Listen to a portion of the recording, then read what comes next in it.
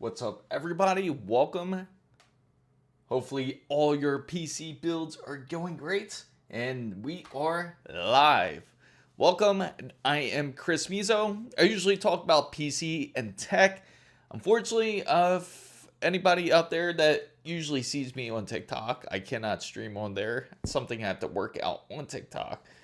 Usually they don't like to stream on the whole desktop platform, so now I got to figure that whole situation out later. But thank you everybody joining in from YouTube, from Twitch, and I got to show some really nice builds that have been going on. I've seen at least 2 or 3 different builds in Discord, which I would love to share with you guys.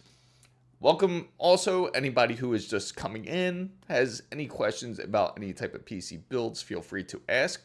This is usually an open forum to figure out what type of CPU, GPU combination that you want to go with, especially if you are going with some sort of PC gaming rig. Also, there is very interesting information for those who are going to build.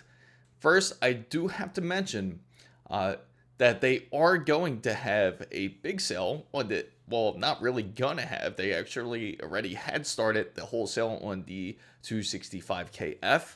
You could get it for as low as $229. Only negative is that it will only really be around for one generation, which is something that some people may really not like, unless you plan on holding onto your build for, say, like several years. If you're more of a person that holds a build for 4 to 5 years, that might be a good investment for anyone out there who is trying to get a gaming rig. They're decent processors. You can definitely get some great speeds, especially out of something like a 265KF, which is going to be their i7. Their i9 version is the 285K, and that's also going to be on sale.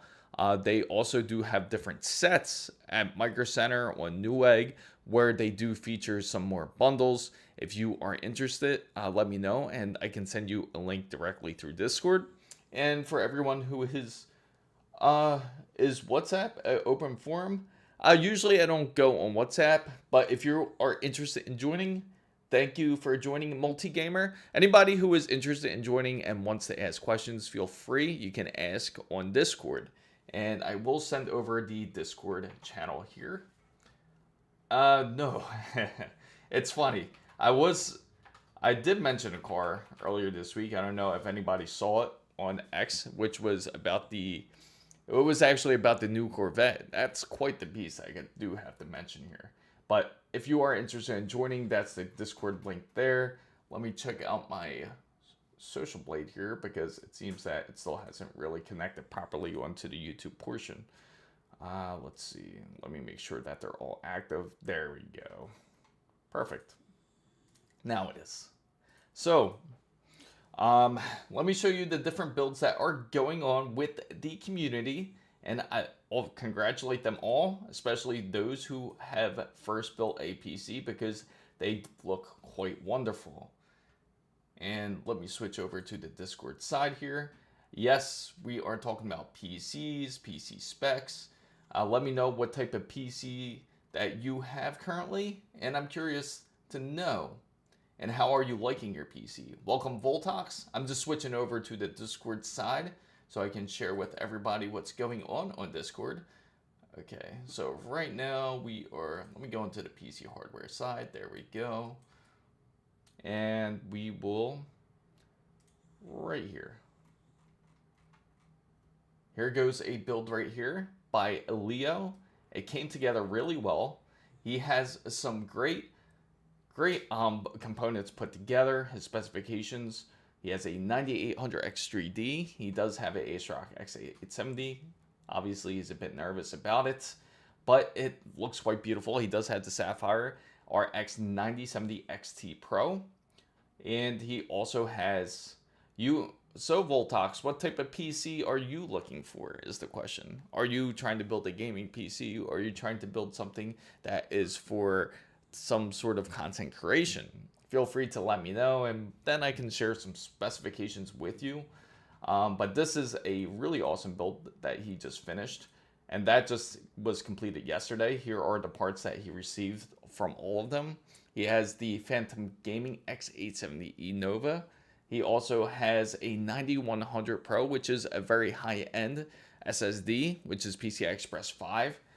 He has an Arctic cooler, which is awesome. And he has, I can't wait to see his benchmarks because pretty soon he'll probably have them posted today. And let's see, and there's someone else who actually just completed the build, which was O-Dog here.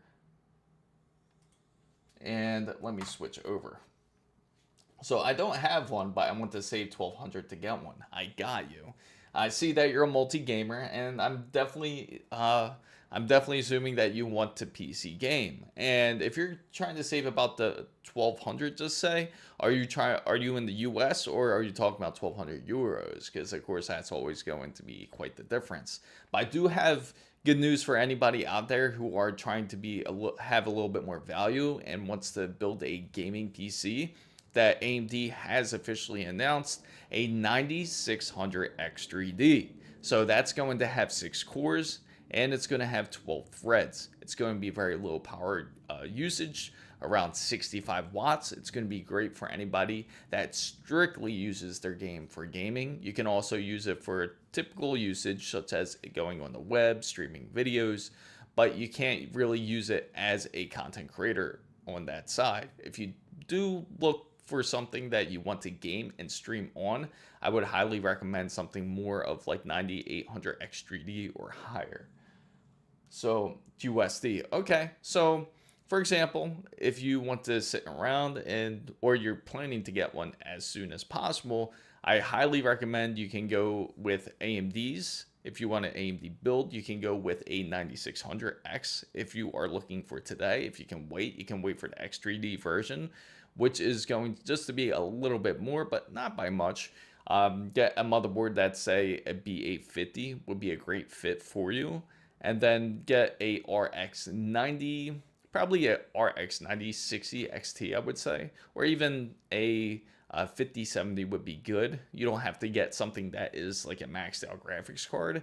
But I feel those two GPU options would be great for you. Start off with 1 terabyte of SSD. You can then get 32 gigabytes of RAM. Doesn't have to be the greatest latency since you're just starting off. You can always upgrade in the future. And then you can also get a decent PC case. You can get some on sale depending if you have a Micro Center close to you. If you do, then you can certainly take a look at their selection. I could create a build list for you. If you want a very specific list, feel free to message me in Discord and I will be able to send you the list that you're looking for. What's up, Kelvin? Welcome in. Hopefully you are excited about this whole 9600 X3D release. And hopefully you guys are also excited about Intel's Intel's 265K and 285K going on sale. I honestly was really thinking about going this morning to Micro Center. I really wanted to. If it's a possibility, I may go tomorrow depending on timing and everything, as it is a great deal. And we do have a motherboard that's just sitting back there. And I know everybody out there does want to see a PC build. And it's actually a really decent board that I have. And for those who are already familiar with the channel, that everybody does already know, I have a Gigabyte AORUS Master Z890, and it's just sitting in a box. I really need to put something together. I'm also trying to sell some of these PCs that I do have, which I'm overloaded full of them. And but currently on that side, it's kind of slow. Not a lot of people are looking to spend much money, I can say. So again, if anybody has any questions about any issues when it comes to their PCs or even problems when it comes to the RGB lighting, feel free to ask and we could try to figure it out together. So to finish up the specifications, when it comes to the cooler, what's up, Sir Harsh? Welcome. I have a budget of $800 to $900. And the 9060 XT 16 gigabytes looks like I agree with you. 9060 XT would be an excellent choice. That's what I actually just suggested a bit earlier. The only problem is that I want it to be light and quiet. That's honestly not an issue, multi-gamer. If you want something a little bit more, if you want it light, you don't have to get a B850. Then I would recommend something more of along the line of well, you can get a B850, but just get the ITX version or the micro ATX version and get like a fractional design PC case. Now, if you do want it a little bit more lighter and quieter, the motherboard will actually be cheaper, but the case will be a bit more expensive because if you want it light and quiet, I'm assuming because you probably want to move it around to maybe where your entertainment center is, like where you have your, say you have an OLED TV and you want to bring it to your living room for that. Or if you want to bring it to your room when you want to, where you have another set of monitors. If you're looking for more of a setup like that, that's what I would recommend. Get a fractional design case, which I will show you in a moment, which you probably like. What's up, Ezekiel? I'm doing great. Good to see you. Yeah, it's been quite crazy with everything in the tech world. Really personally excited about this whole 9600X3D. It's definitely great for everybody who are value gamers out there because it's not going to be as expensive or nearly expensive as the 9800X3D. 9800X3 3D is actually a pretty decent price. It's at like 470 USD, but it also comes with RAM. So not only are you getting CPU, but you're getting RAM with it now. Before it was just $470 alone because they know this 9600X3D will be definitely a hot commodity. More than likely, it's probably going to be in the price range of like 300, I would imagine. Mike Brazone, good to see you here. Ultra Arrow cost Intel $42 to make, and a full run volume order in Q1. Prices to a volume seller is $154. Sellers pay nothing for i5s and downstack that are sales closed. That's, you know, it's funny, Mike. I think that's one of the main reasons they're trying to unload that, and they know that they have the new generations of processors coming. More than likely, I can tell you, anybody who is interested in getting Arrow Lake, they're going to keep having on sale. So don't think this will be the final because they're trying to offload their Z890s and their Arrow Lake chipsets, which is the 265Ks, 245s, and also the 285s. So Har says hey, are VRMs really important? Actually, that's a great question here. Because I have talked to some of my specialist friends in the field. They suggest some crazy expensive. It's very funny that you brought that up. And let me just check something here on social stream so that way I notice it's not popping up on the chat like it's supposed to. So let me try to restart this real quick for on the chat side. And let me see, is it on? Is it on? And I will answer your question. Just forgive me. Just give me a moment here. Okay. So let's refresh that and we will refresh that. And let me remove this source. I got some unnecessary sources in the way. And hopefully this time, because I want everyone's chat to be apparent so everyone can see what everyone is talking about here. All right. So what I will do is, I have an idea. Let me close out of these ones real quick, and I will get to your questions about the whole VRMs. Okay, now it shouldn't be an issue. There we go. Perfect. Now I reset it. That's what we want. Okay, so now you guys can see it. So what's up, Mike? And let me go back to the VRMs real quick. I wanted to highlight it for you guys because the thing about VRMs, it's important. It is important. I can tell you that. Only, and this is, again, special cases. Are you considered an enthusiast? Are you the type that really likes to do overclocking? Are you going through water cooling? If those are the options that you are going, then yes, VRMs are very important because they help cool your board. But if you're not doing as much, then the VRMs are not going to even matter. In fact, most gamers out there are probably not even accessing all the VRMs. You're probably using maybe about 5 to 6 out of them. And there's like, and with the higher end boards, they could go up to 19, 20. So not everyone's going to end up using all the VRMs, especially if you're not planning to go water cooling. You're not planning to do things like overclocking, and you're not planning to do any type of modifications to your system, then I really wouldn't worry about it as much. So let me get back here. And hey, hi, what's up, Shifuyu? Welcome in. Do you think I should spend more in the RTX or the CPU? Now, I recommend spending more on something like a RTX. You mean the GPU. But yeah, spend more on the GPU than the actual CPU. Again, the CPU does matter, but it doesn't matter nearly as much as the GPU. The GPU is what's going to give you your enjoyment when it comes to gaming. The most important part you do have to remember when it comes to a GPU and CPU combo is that the PCI Express lane will be enabled properly for when you are gaming. As long as if that's possible, that means you shouldn't have any issues or no bottlenecks really when it comes to gaming. You only face bottlenecks if you're gaming on, say, like a older system, like you're playing on Zen 3, but you have a newer graphics card like a 9070 XT. There will be some light bottlenecking, but not much. Same thing when it comes to something like the RTX 5070. Again, because it's PCI Express 5, it doesn't really match up with PCI Express 4. Even though they can be backwards compatible, there is some power loss due to it. Now, true, it's clearance time. A full line of R9K, Ryzen 9K value in quarter one, $243, and the price from TSMC is around $121, and the price is only going to go up too, Mike, which is the crazy part. And AMD has to stay the process node ahead to stay ahead. I agree.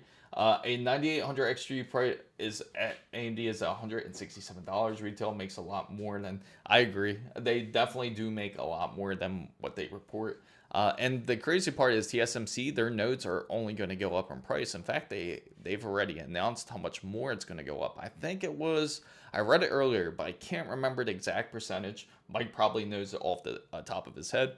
But it's something like they are pushing up the production value of their chipsets of the TSMC nodes up to about, I think they said 30%, around that range. Something like 30 or 40%. I forget exactly what it is. But Sharar says, I'm an enthusiast, but I'm not going to do much of high-end tasks. Just some casual gaming, that's all. Maybe some edits and stuff. Yeah, that's not going to matter as much. It would be better for you, though, to get something like at least a B850. I want to go anything under it, like more of a micro ATX board. B850 would probably be the minimum. And it would have to be the higher end B850 because you are doing some editing. Also, if you can, I would go X870E. So if you know the retail purchase price, you can negotiate a better deal, especially when it comes to a combo or PC kit. Agreed. Multigamer says, do you think the 4060 is out of date? Not quite, but the RTX 4060 does match up, can actually, is very close to the RTX 5060. In fact, it's like some of the numbers with the RTX 4060 can surpass it. So it's not technically out of date.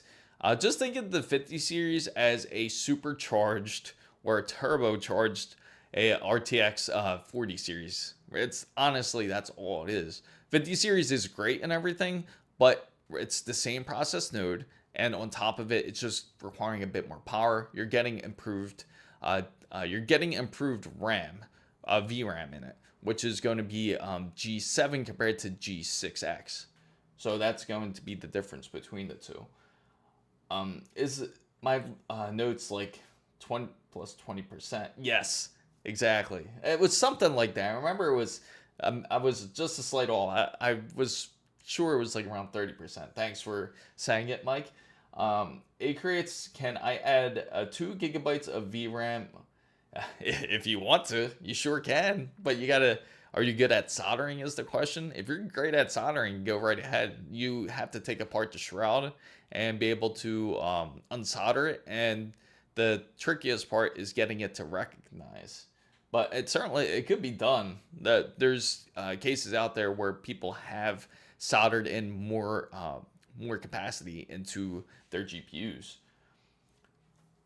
2 nanometer, yeah, that's how it always is. It's always going to be in the pro market. Mike brings up a good point. It's pro market first, but I bet within it wouldn't be next year actually, because I wonder if AMD, when they go to the next processors, if they're going to continue using the same node or if they're going to try to downsize it to 2 and M. But again, that's something we'll see. But Adita says, sorry if I said it wrong, but hey Chris, recently I built my first gaming PC. I did have some budget constraints, so I went for the beginner budget build, which was i5 12400F with a 30 RTX 3050. I wanted to go with the RX 6600, but chose to build DDR5. No, you made a great decision. I would agree with you. DDR5, you probably have a board that also goes PCI Express 5, I'm assuming. It's a good idea for you to do that, because then at least there's always going to be an area where you have growth. But when it comes to again, with PCs, they're always easy to upgrade, which is the best part about them. So don't think you're restricted. The only major component I highly recommend for everyone to get first is going to be the GPU. And with GPU in mind, then you got to figure out your motherboard and your CPU, because you have to have a decent combination. Those three are the most important, because mostly everything else that's going to go in there is going to be swappable. Is AMD that bad? Like, how are people saying it's horrible? Is it true? No, AMD is not bad. I haven't even heard anyone say it was bad, to be honest. The 5800X has to last until 2032. The funny thing about that whole series, when it comes to the 5000 Ryzen 5000, they're still making CPUs for it. In fact, they just released a CPU, I think, was it earlier this week or it was just last week? They released another one. I think it was the 5500, believe it or not, which is insane. They're still making it. And that's the best part about AMD. You do have the quality of life when it comes to your PC. Now, Multigamer says, if I have $1,200, do I get no? A 3090, you're probably going to spend some money. Anything that has high VRAM currently is going to be high cost. Even a RTX 3090, you might see it at a really ridiculous price, because people are going to be using it for AI models and things of that nature, or LLMs. So I would highly recommend think more 4060. Because again, if you're building a PC that's $1,200, you're going to be a little bit more restricted. But I mean, we've done a build to where we spent about 850 total, and you can manage to get a 5070. So I would go towards maybe a 5070 if anything. So Mike says, are you committed to NVIDIA? No. As you know, I'm not committed to any of these brands. So when it comes to something like NVIDIA, or when it comes to AMD, or when it comes to any of them, I choose whatever is going to be best for this year. For example, I mentioned earlier in the year, and if you follow this channel or you're subscribed to the channel, as you know, I have been talking a lot about the RX 9070 XT. I highly recommend it. I think this card should really be the card of the year, unless AMD pulls some magic and pulls off a 9080 or 9090 at the end of the year, but that's something to be seen. But that's a great question. So this channel is not biased. It goes off of which company does the best. So A-Create says, are 2 GPUs the same price? Which GPUs? The 3080-10 or the 6800 XT over the 4060, the DLSS 3, the 4070S, or the 202 16 gigabytes 70 Ti trade-offs with CPU. And I'll go, okay, yeah, certainly. I appreciate the sub, really do appreciate it. Now going back to it, when it comes to the GPU side, again, I highly recommend anybody out there who hasn't checked it out. It's really a phenomenal GPU. I do have a video based on it if you want to see it, if you're curious about the benchmarks. Ray tracing is actually great on it. The only place where it really falls behind when it comes to RX 9070 XT is going to be the path tracing. NVIDIA still does take the cake on that side. Everything else is great when it comes to undervolting. When it comes to even overclocking, you have a lot of possibilities when it comes to the RX 9070 XT. A lot of people are afraid of the 12-volt high power port, right? When it comes to their graphics card. When it comes to, because currently what we've tested was the Sapphire Nitro Plus which does feature the 12-volt high power port, but you haven't heard any of them burning up. And exactly why? The reason being is because the power limit isn't as high as NVIDIA's, like the RTX 5090. The RTX 5090 requires up to 575 watts, which is insane.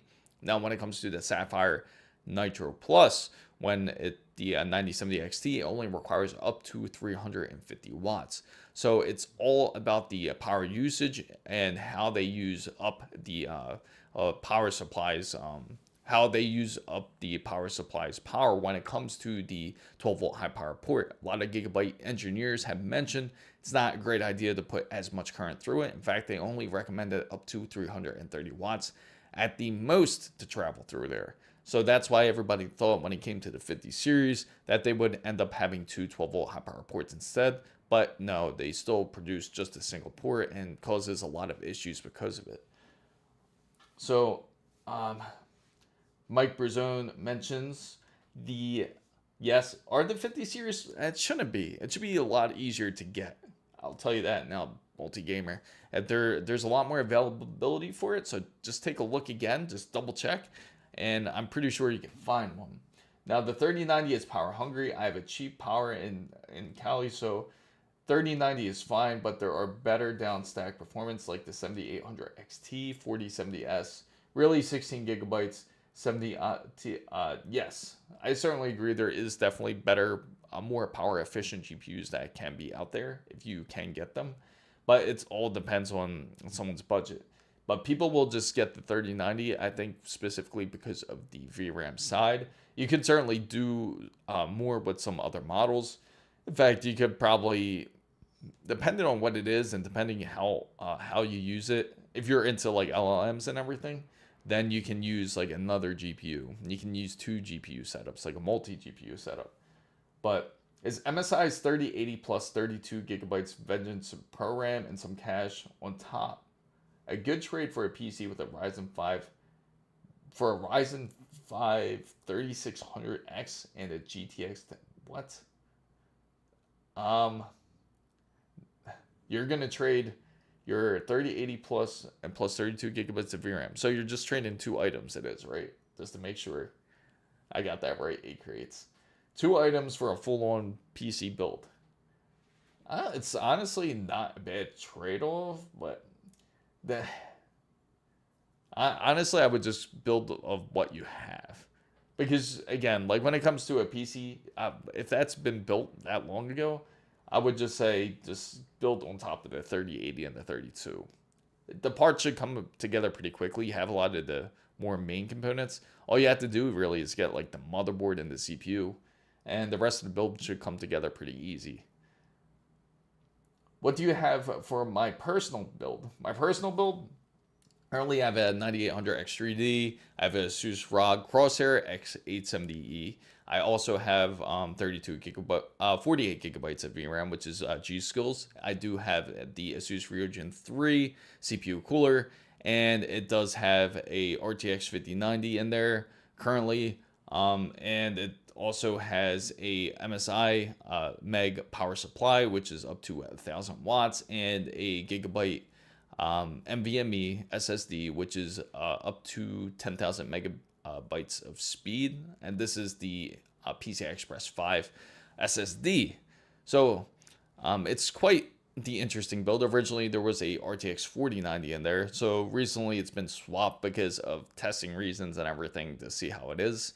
But so far I do have to say I feel that the RTX 4090 has been one of the best cards so far compared to something like the RTX 5090. It's good and everything, don't get it wrong, but it's again it's more, you could do so much more with the card, and if you want to do things like editing and you want to do more like LLMs and everything, this is the perfect card for that. But if you're only gaming, I would highly recommend something like even the RTX 5070 or RTX 5070 Ti. Most people will be happy with that.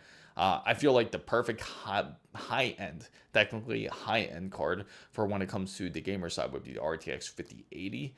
Not much more is needed after that, unless you're trying to push up, like, say, 4K at 240 hertz or something like that. But Blackwell prices are MSRP in Europe, and they have passed 30 million units now with, oh, awesome. I love the facts. Keep them coming, Mike. So should I get 32 gigabytes of RAM or 16? Go 32. Don't get 16. You're going to regret it real quick. Definitely get 32. I have a PC, by the way. Another guy is giving me a GPU and the RAM. Oh, I see. Okay. If you have the PC, yeah, just keep that build.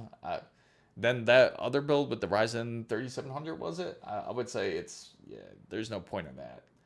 The trick is to know CS, EE, and DS undergraduate and get NVIDIA through the student price pro. You know what, though? I do have to mention, if anyone's interested out there, NVIDIA does have a program when it comes to LLMs, actually, or if you want to be interested into learning about AI and everything. It's actually a free course that you can take up on their website. And again, if anybody's into that and wants to learn more about AI models, create practically their own GPT program, there is a way for everyone to learn. And again, it's going to be based on deep learning. So, and with local models and everything. So this would be a great program for anybody who is interested, and see if it's available. I'm not sure if it's available for every country, but I do know it's certainly available in the US if anyone is interested in that. And so far, I gotta say, I'm pretty impressed with everyone's build so far. I know a lot of people have been skeptical about the whole ASRock side, but so far we haven't heard any problems, right? We haven't heard any more 9800 X3Ds frying, which is a good thing. And when it comes to the 9600 X3D, I know it's going to sell out really quick. And let's see if we can find it. Ricardo says, what is your take on it? That funny that you mentioned that. I just spoke on it, but it's pretty insane. I feel at first when I saw this situation, when ASRock said that it's because that there was some sort of debris or some sort of dust or something that got into the socket to where it would be unusable. You have to make sure to clear out this dust. How are you supposed to do that? You're not going. Not everyone out there is going to go in there and try to dust off a CPU socket, which is insane in the first place because they contain very sensitive pins. So it's a very bad idea, first off, to try to brush it off. And so I didn't like that idea. And again, anyone who's built before knows that you don't touch the CPU socket ever. You don't have to touch it ever. So that I feel when they were speaking on that behalf, I felt very disappointed in them because I really like the design of ASRock boards, and they've definitely come up a long way. But once they admitted their fault about when it became that it was actually more of the BIOS issue, because they were kind of pointing fingers if it was either AMD or ASRock.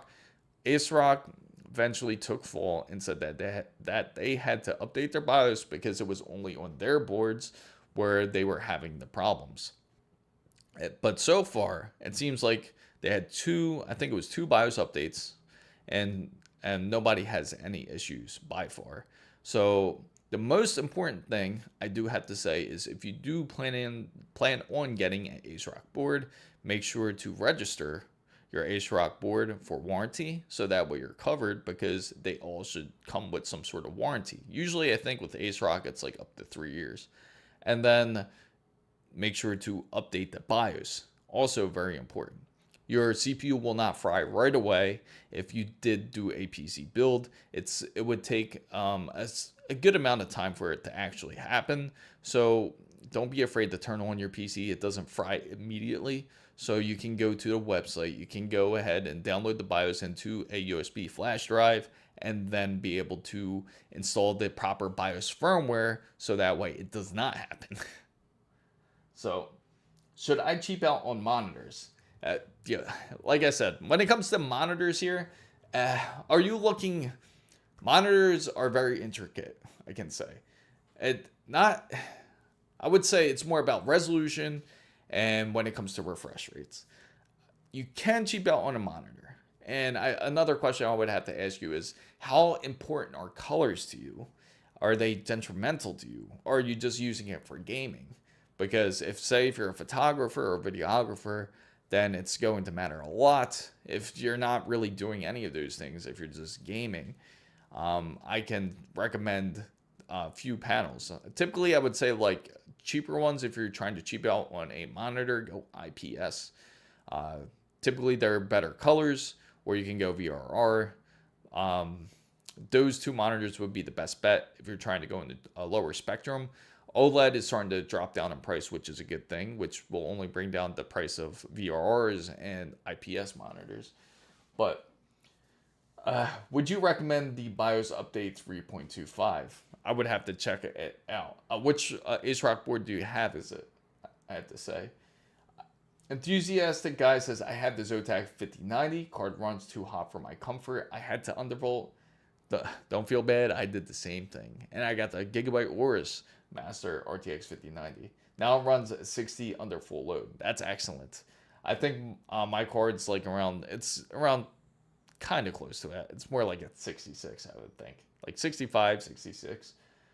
Monitors are in overstock condition and comes priced down on Black Friday, Cyber Monday. Figure out what you want. Yeah, I agree. Again, like OLED's like also helping this whole deflation of pricing when it comes to monitors.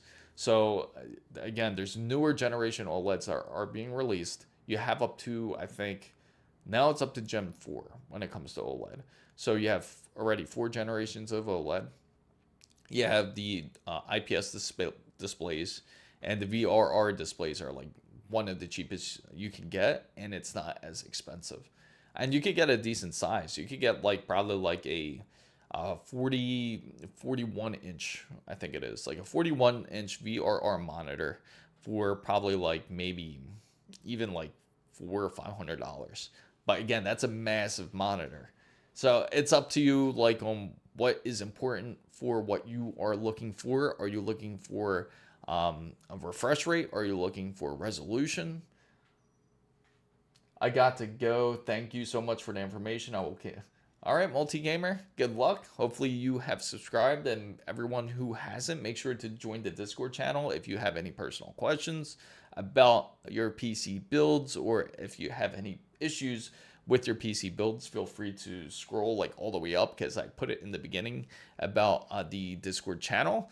And you can show off your PC builds, you could show off your benchmark screenshots, and you can show off your build that you are planning. And I love seeing the list put together, seeing these builds put together finally, which is nice.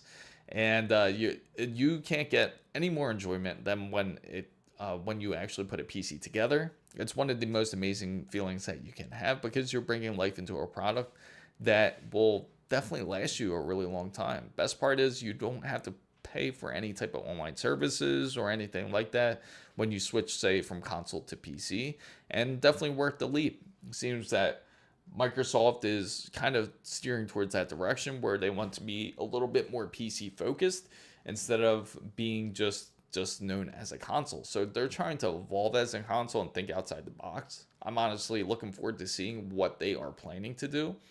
AMD seems to be also heavily involved with Microsoft when it comes to the Xbox console or the next generation.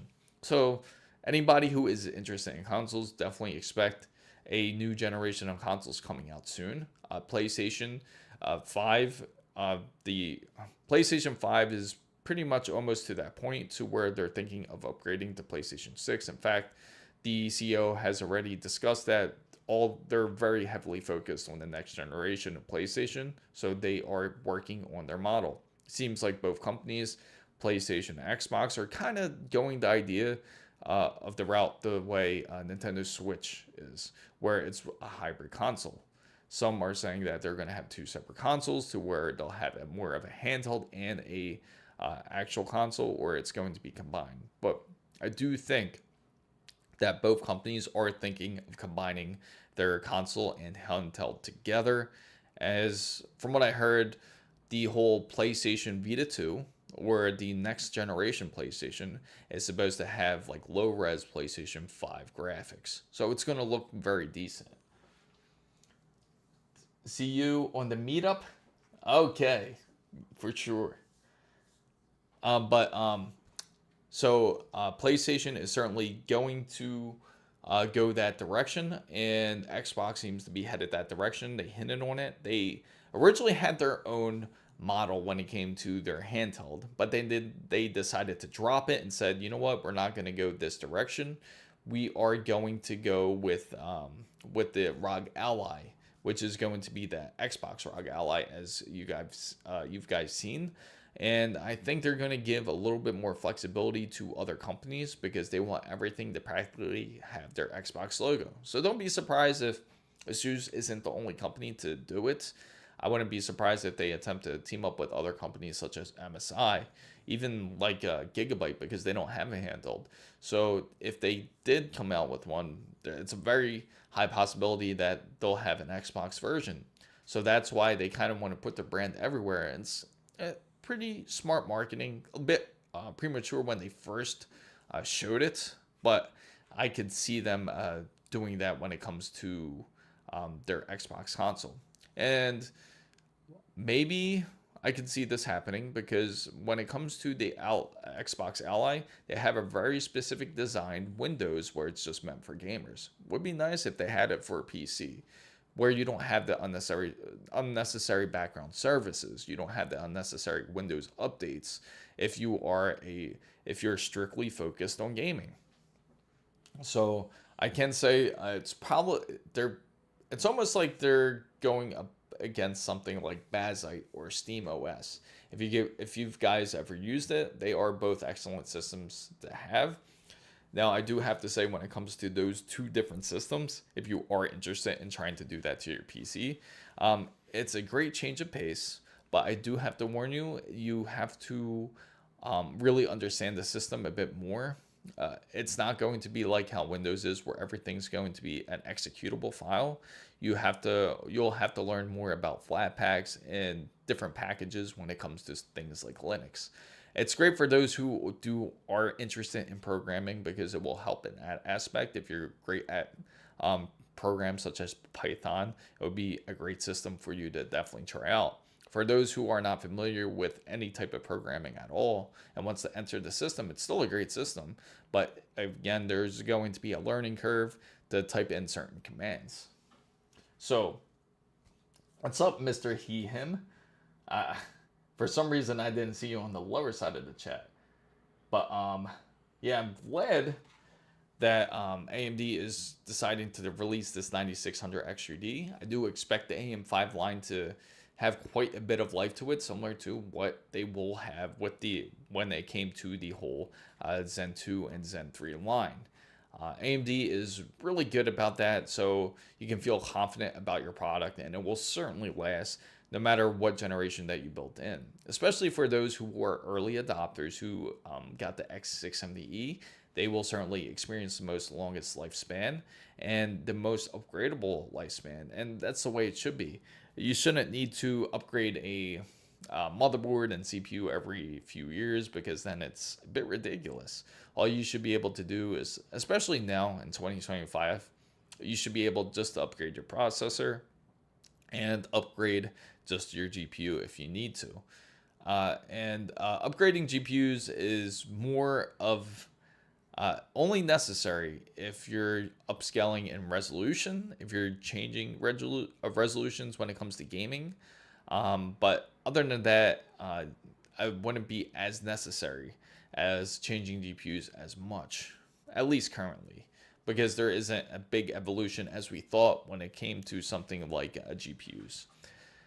So, again, if anybody has any questions at all about PCs and tech, if you have any questions about your PC build or have any questions about if you need some PC help, feel free to chime in. And also, for anyone who wants to join in onto the Discord, I will post it right here as well. And I apologize for everyone out there on TikTok. Morbius. Yeah. Let me see. There we go. But yeah, feel free to join in on there. And sorry if it looks spammy. Again, something I haven't had a chance to mess with.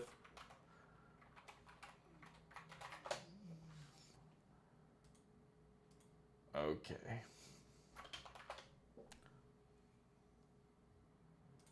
There we go. Perfect. But so again, we have the Ryzen 9600 X3D that's being released. We do have Intel processors that are on sale. That is the 265 and the 285. So anybody interested in it? And I also, what's up, Vincent? I will also, I don't think I posted it, the link.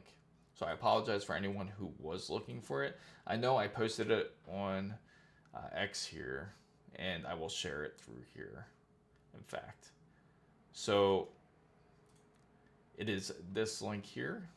And for those who aren't interested, feel free to take a look at it. Here it is.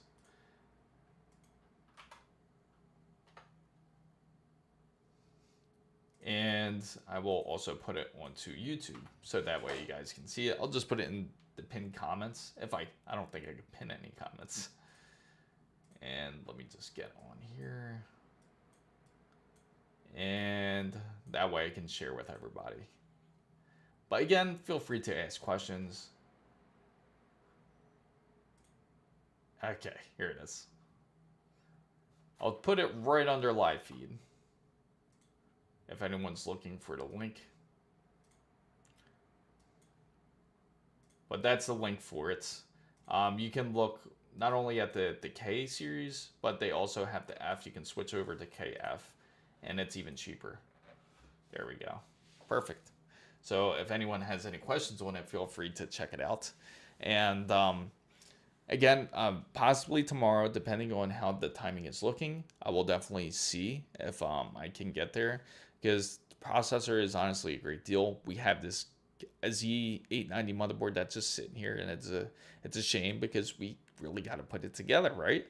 And I would love to pin it up against a AMD system, see how well it does, especially something like the 9600X, which is what we use to build the 9070 XT build.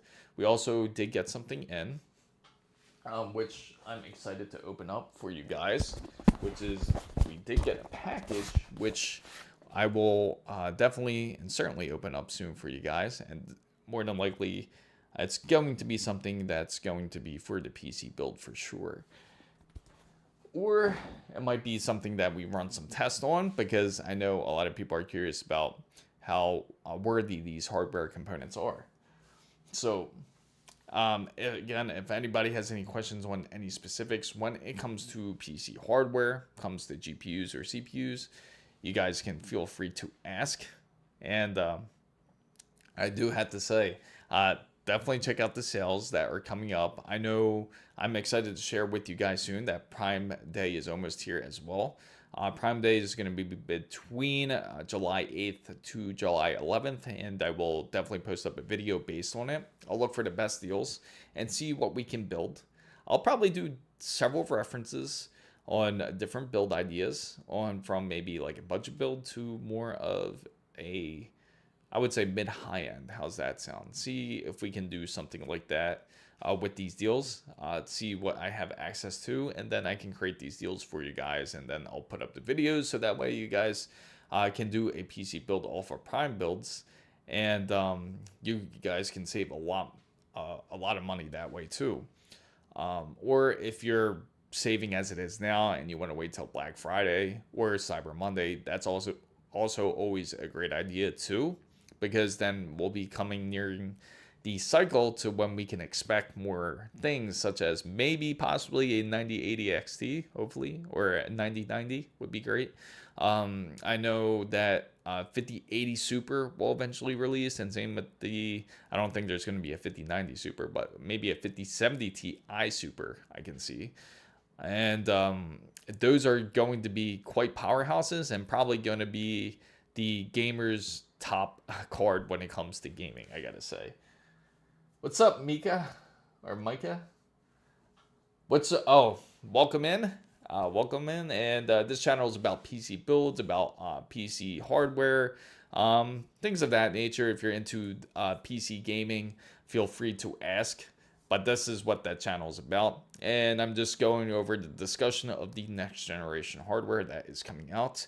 I can definitely see AMD's RX 90 80 or RX 9090, it would be hard for them not to release something, especially because they've done so well when it came to their sales. When it comes to their GPUs, they sold 10 times more than the amount that they actually thought. So they did hint that something is coming, but we just don't know what it is. And hopefully it's something that can be very good. It has to be good. Only bad thing about AMD, I gotta say, is when it comes to their track record, when it comes to this sort of thing, they don't have a great track record for it. Because anytime they have a chance to really do something great, they somehow royally F it up. But yeah, so that's what's up, Hakeem? Welcome in.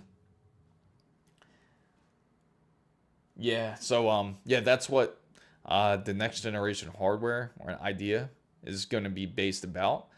Again, the 5070 Ti is allegedly going to have up to between, I think, 18 gigabytes of G7, maybe even up to 20. Now, the 5080 Super, that's supposed to have up to between 20 to 24 gigabytes of G7.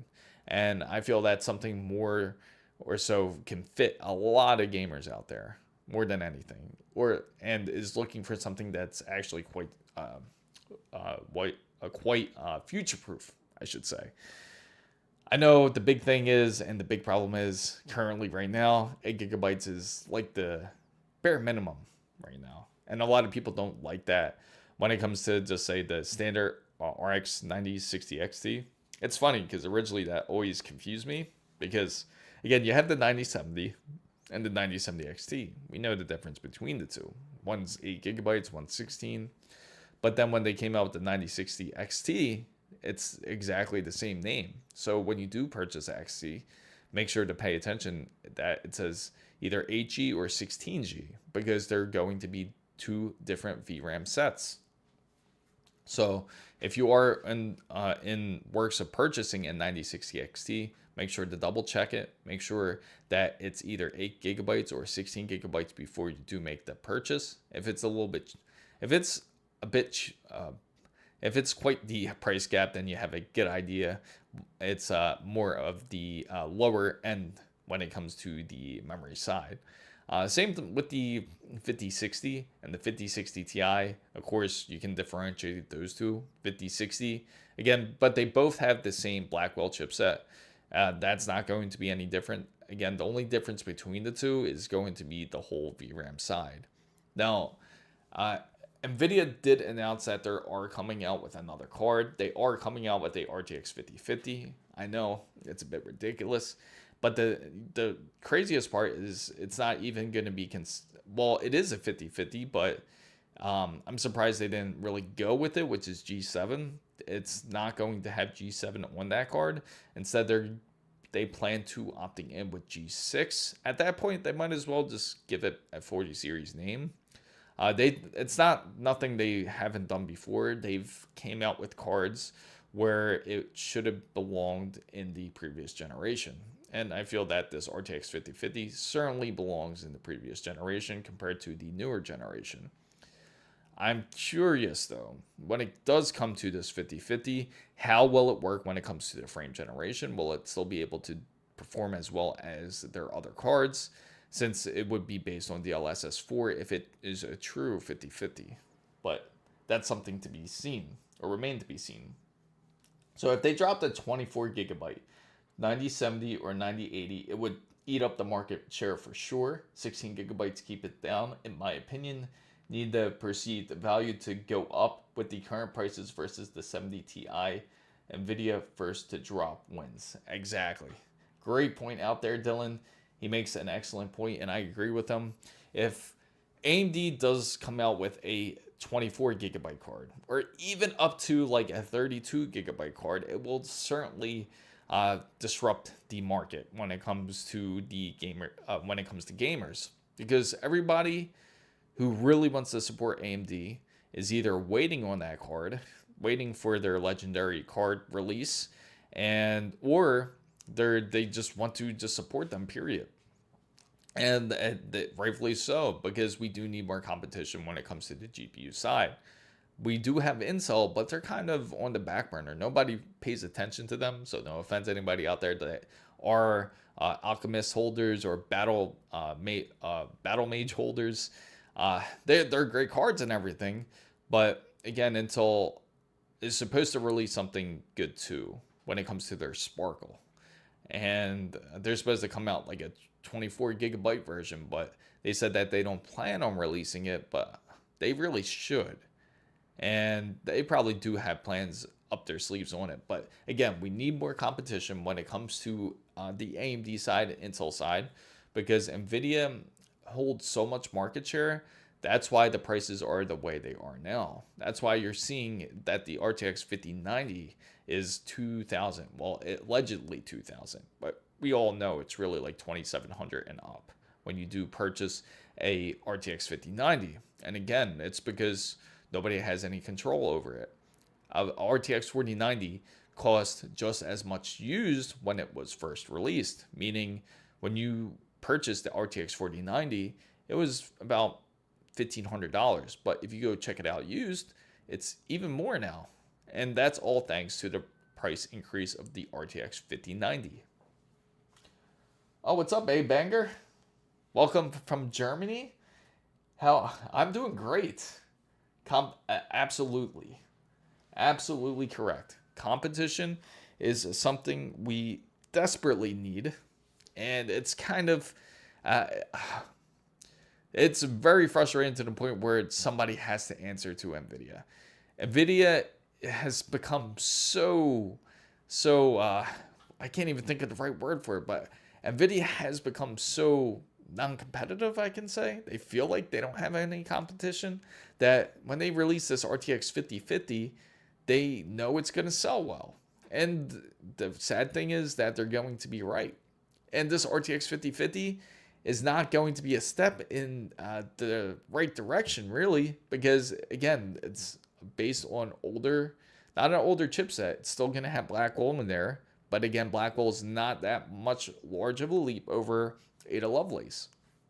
They're both 5 nanometer dies and 5 nanometer nose. And on top of it, it's just, they just have a little bit, it requires a bit more power. So to think that they're trying to say that this is like the next evolution when it comes to the 50 series is kind of sad.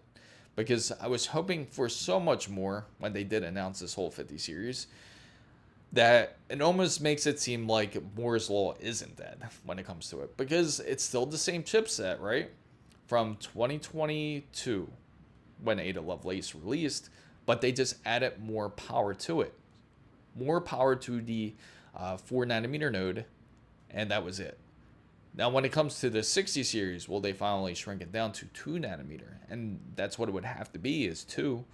And then would it require less power? Because then that's when Moore's Law is dead at that point. So, what's up, Alex?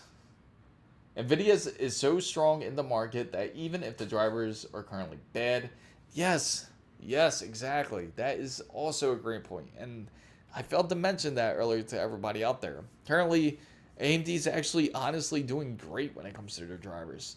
Nvidia, I've been really questionable anytime I download the drivers, because when I have, it always seems that I run into some sort of issue. I had issues when it came to Monster Hunter's Wilds. This is all with the RTX 5090. I had issues when it came to Monster Hunter's Wilds. I had issues when it came to Doom, Dark Ages. But luckily, currently now, I haven't had any real issues.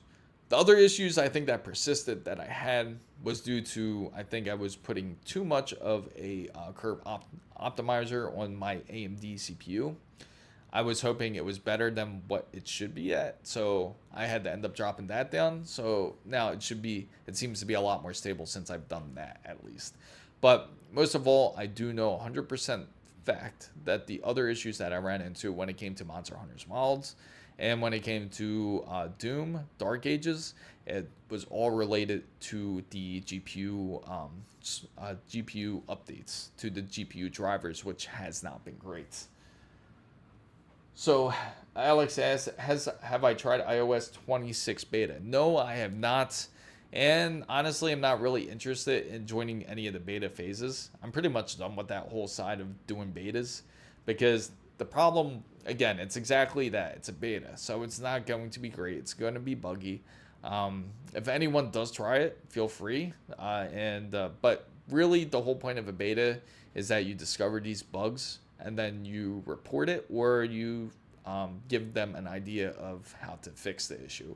So, so far from what I've seen from the new iOS, I do have to say I'm not really happy with it. I don't like this whole glass look when it comes to iOS. Honestly, sometimes I'm tempted to honestly go back over to Samsung because of their lack of innovation, so to say. Because I've been disappointed with Apple's intelligence and so many other issues that they have. Just the pain part would be getting rid of all this Apple ecosystem stuff. But oh, it's been pretty smooth. That's excellent. But yeah, again, like if you do find bugs, you just feel free to report it to them. And I've seen quite a few demonstrations on X about it too. But A Banger says, unfortunately with AMD, its drivers history still weighs on them. They make great GPUs and their drivers are better than ever. But when I ask someone what kind of GPU they want, the immediate response is NVIDIA, because AMD. I agree with you. They still do get quite a bad rep for it on the AMD side. They're still known to have like these buggy drivers, but that's like non-existent anymore. And I gotta say, their software Adrenaline has been working really well. The funny thing is, I feel that people are so misinformed. They just hear what the public wants, which is going to be NVIDIA cards. And honestly, the majority of people that do look into purchasing PCs or wants to build a PC, the majority is NVIDIA. And the smaller majority is going to be AMD users. I would say there is quite a power difference when it comes to it. You're going to see probably like, I would say more like, it's a good 7 out of 10, I would say. 7 out of 10 PC users are NVIDIA. And then you get the 3 out of 10 that are AMD. And maybe not even. It might be more like 8 out of 10. Because a good example is if I...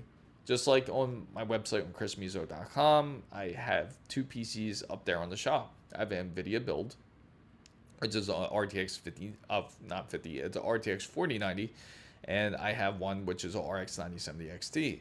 And the one with the RTX 4090 is always going to get more the views, and it almost seems like it's nearly, I can tell you it's like about 4 or 5 times more than the RX 9070 XT gets. So Dylan says Ryzen jumping 2 nodes on CPUs from Zen 5 to Zen 6 to 2NM Extreme. That would make sense. Absolutely would be great for them. Makes me hopeful GPUs will skip 4NM. I think so too. I think they're going straight to 2NM at this point. And maybe we will get a massive generational jump that way. Pure speculation though. As an ex-Samsung user, I can say Samsung is just copying Apple. That's a mixed bag, I do have to say. It all depends on what it is. I'd say currently they are, but before I liked Samsung better when they were innovating stuff themselves. But Dylan Hansen says, tempted to check it out while I'm off at work and bored. Yeah, there you go. Perfect. I'm AMD. Glad to hear that. Yeah. It's good to hear AMD users. I want to hear more AMD users. That would be awesome. And I would be stoked if they really do release this 9080 or 9090. So I should make a poll here. Out of curiosity, everybody that's in here, I will create this poll. Just give me a moment to create it for you guys. And I think this would be an appropriate question for everybody out there, especially those who are interested in, where's it at? Right here. Let me see, not this. And I will open up a poll, and I'm going to ask a question about if anyone would be interested in more of the 9080 or 9090 GPU. Here it is. And here we go. let me just type it out so everyone can see it here.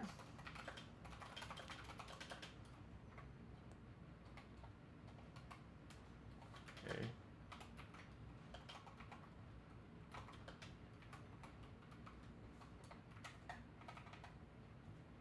And almost done, guys. It's just it's very easy to answer. You just put the number that is related for it.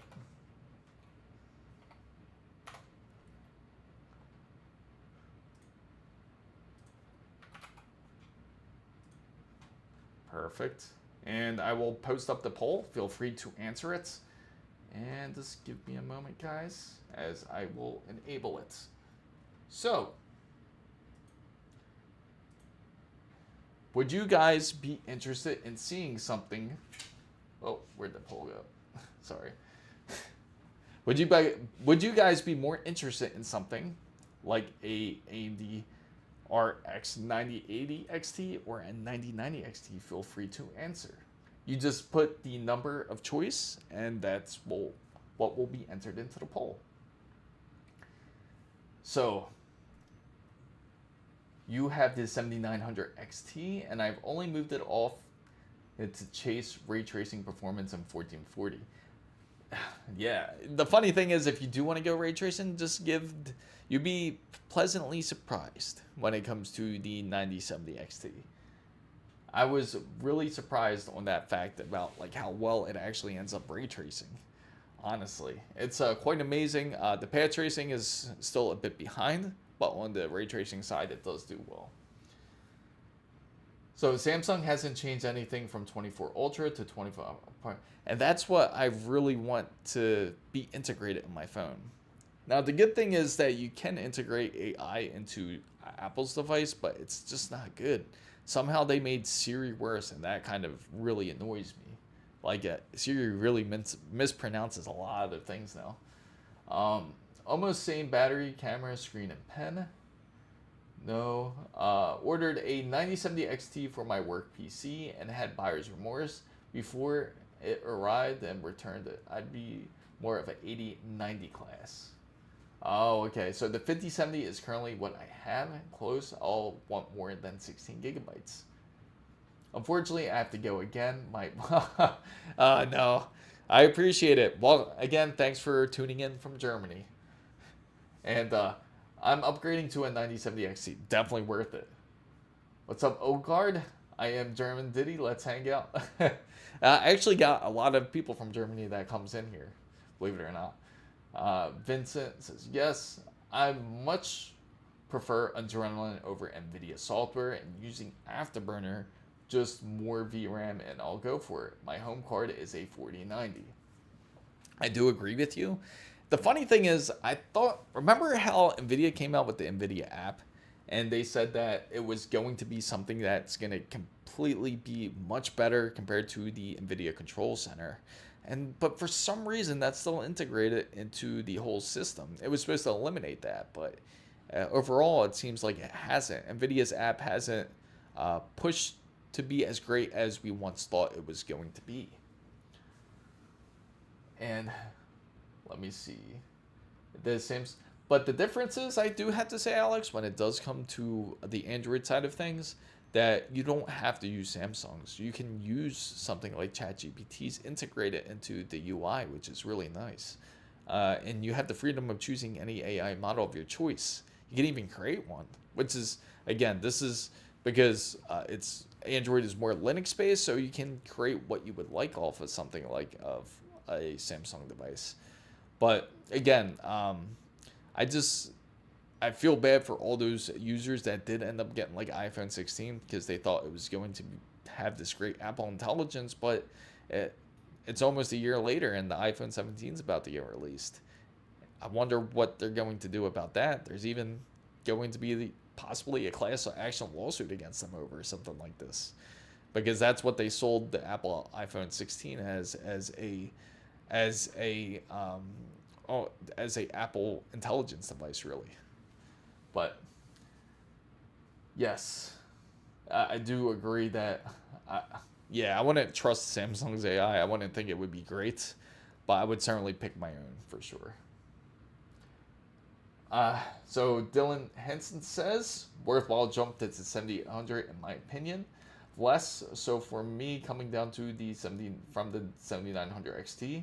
Do you have a decent 8-core CPU to drive the GPU hard? You know what's, I do have to say, for anyone who is interested in 8-core GPUs, well, not 8-core, but I can tell you there's a 6-core coming out soon, which is going to be the 9600 X3D. I can't wait for this thing. It's going to be the best for everybody out there who is going to be it's going to be great for value, and it's going to be great for the gamers out there because it's not going to be very expensive. It's probably going to be around that $300 range for this 9600 X3D. I'm just curious exactly when it's going to release. I'm sure it's going to release sometime soon, but it did cause the 9800 X3D to drop down in price, where the 9800 X3D is around $425 USD, and it comes with a set of RAM. So, Apple, yeah, exactly. That's how I feel. So Vincent says 7700X. Yes, absolutely. G40 Productions. What's with the weird scaling with today's screen? Oh, I know exactly what it is. It's because I had it on the whole Ultrawide setup, so now it's probably looks a little bit weird. But once you make it full screen, it should fix it, I think. Hopefully it fixes it. If it does bother anyone, feel free to let me know. I could switch out. I think I could switch to my other scaling mode, but I don't want to do it one stream. I'll just do it for the next time because I'm not sure how well it'll work out if I end up trying to switch it during a stream. They are making Micro Center buyers rejoice. Not me though. I'm not. I feel bad, Dylan. They really.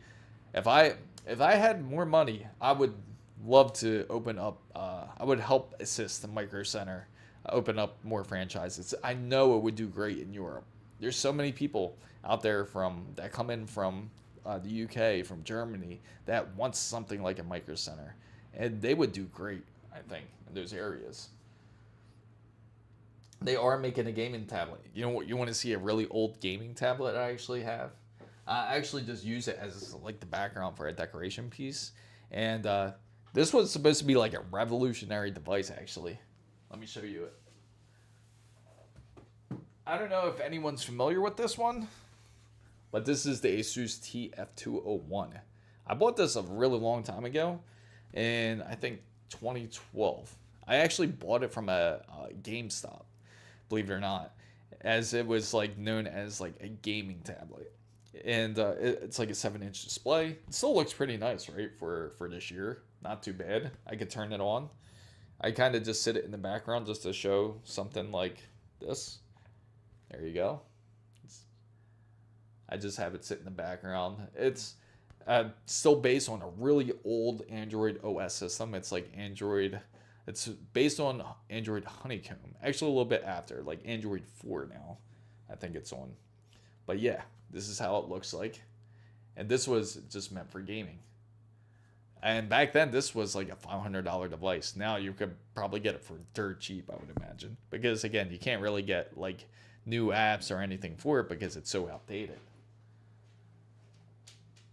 Red Magic is great, but after a year or two, it isn't great. Maybe just my experience with the 8 and 10 Pro series, specifically when the fan dies out hard to fix it.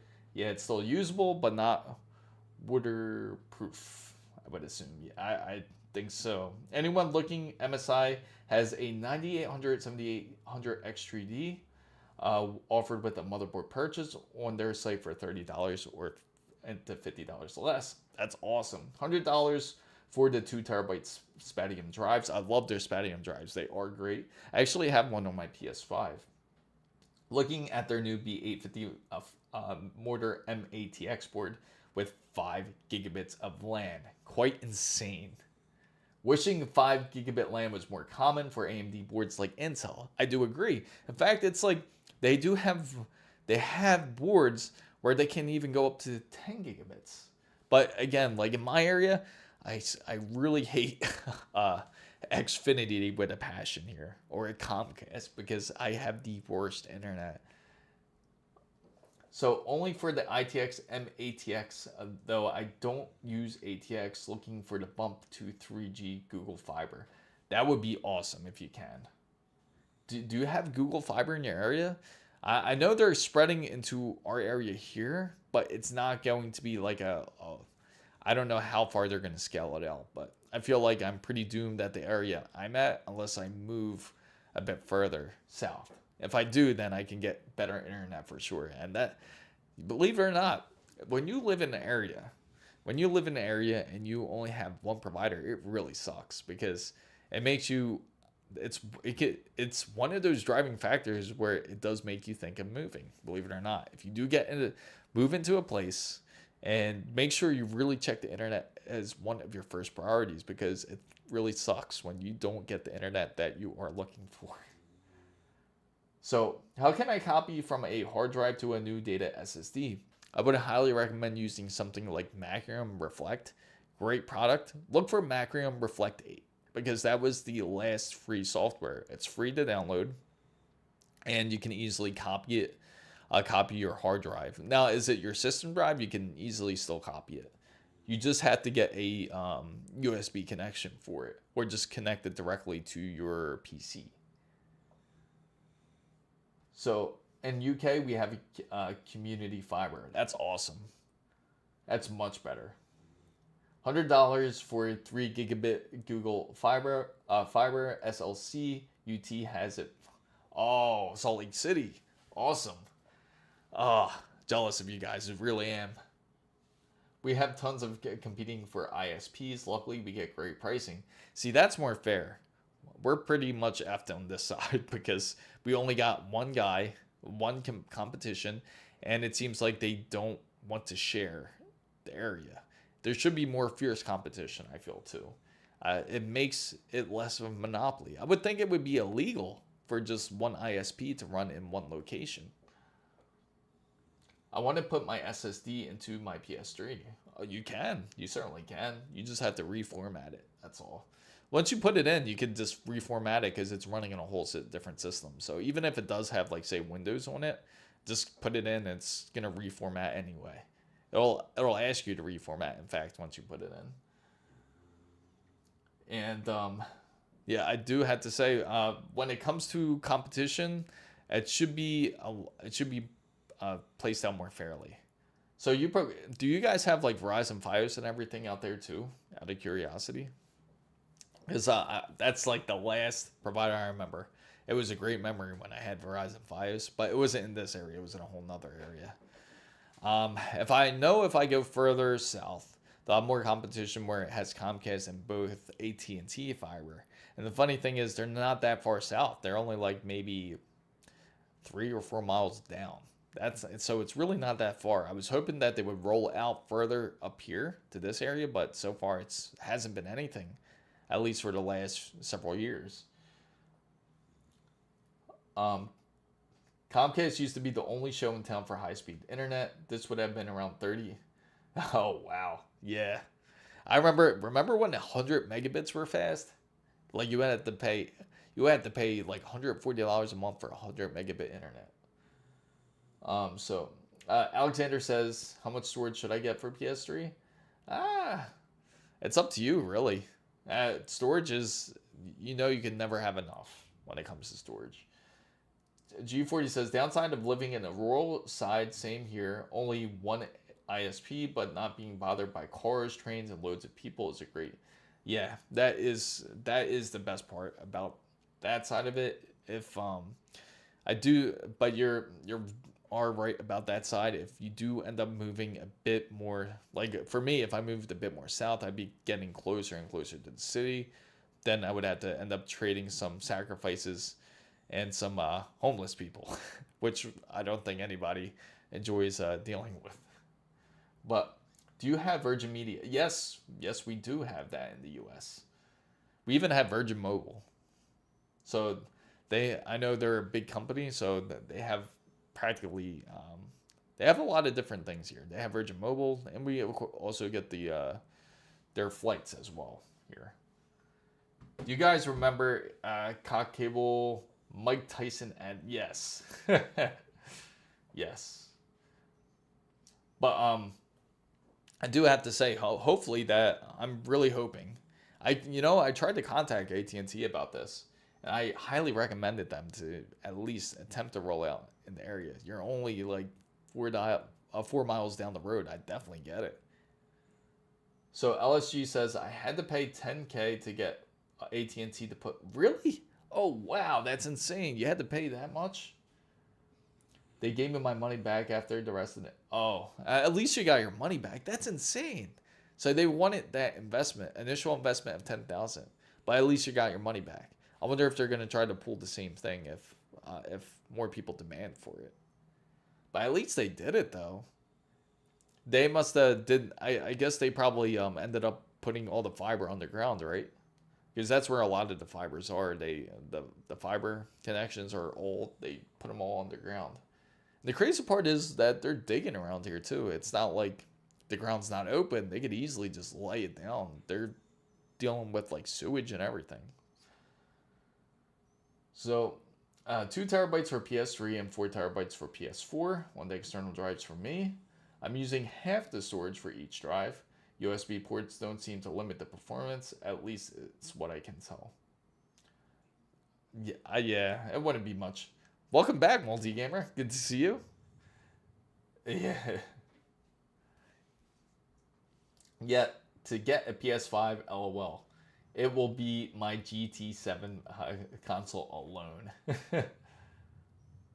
You know, the funny thing is, about, I still really haven't got to play Gran Turismo 7. I gotta try that out, in fact.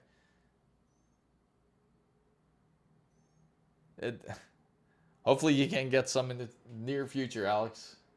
I remember you've been working a lot too, right? Hopefully you can get some money built up so you can get what you want. And I do gotta say about the PS5, I feel like after this console, I don't think I'm going to go back to console. I'm not sure, but again, I'll make a vote on it, see what people say if they want to see a new console. And I will probably ask that for the next live event and see if people would be interested for me to get a PlayStation 6 so they can see how the console is. If not, we'll just stick to PC discussions. It's not the wire that's the problem. They need to install test stations to have somewhere to plug it into. Ah, that makes sense. Been a Gran Turismo lifer. It was my first game on PS1. Oh, wow. Yeah, so you live for Gran Turismo. I even see your car avatar, so it makes sense. What kind of car do you have, by the way? I gotta ask. Oh, you did? Oh, how come, Alex? G4, hey, just a question. Since I'm planning to upgrade from M.2 from a 1 terabyte to 4 terabytes, I've been eyeing the Samsung 990 EVO. Is it great, or are there better options? Are you strictly looking for Gen 4, I'm assuming? If you are, 990 EVO is literally one of the best ones you can get your hands on. Next storage is also really good. Next storage, Samsung and Western Digital's SN870 is also really good too. Controller connects to PC and console games way more available on PC and console simultaneously. That's the big advantage when it comes to PCs. You can choose whatever controller you like, whether if it's from Microsoft or if it's from Sony, or even just some like third-party company, you can definitely do it. My personal favorite one I like to use is the Envision Pro from Scuff. Only negative thing I do have to say about this controller is it doesn't have Hall effects, but then again, these controllers are very easy to swap out. But I do love this controller a lot. And they pay below minimum wage for under 18s. Oh, okay.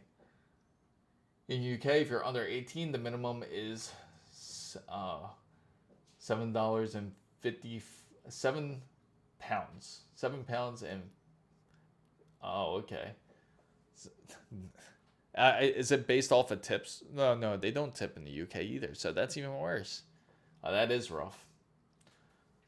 So, all right, thanks listing them down. I'm gonna keep an eye on those next time I check them all. Definitely do.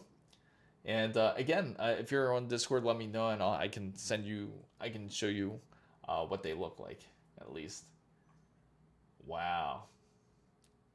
Hopefully you get another position sometime soon. I know you can definitely get some more pound flow in, at least, right? Get more of that cash flow. Let's hope for it. Because it's so hard, especially we all know when it comes to PC gaming or when it comes to any tech hobby or any hobby, I can say, you're going to spend money. And it sucks if you have no money to spend on what you have a passion about. It can be quite frustrating. And the work was brutal. Yeah, it's I can say I bet it wasn't fun. 8th generation Civic Si, best daily driver, Subaru Master Tech, 3 to 4 axis machinist working for dyno shops, tuners, race teams, etc. Sold and built my STI a few years ago. Market blew up, cashed in. Oh, that's awesome. It's still a really great market, right? Currently with the whole auto trade currently is still a great market. Everything is up. All pricing is up when it comes to cars.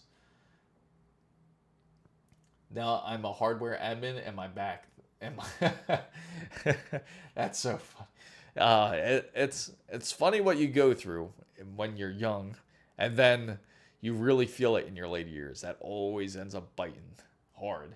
And it's funny what your mind thinks. Your mind can think you can do more than what you're capable of every time. G40 Production says the 620 is QUID is still huge compared to what I was earning before when I was under 18. Might suggest mowing lawns and washing cars. Earn more on those than getting a job at on coffee shops, malls, etc.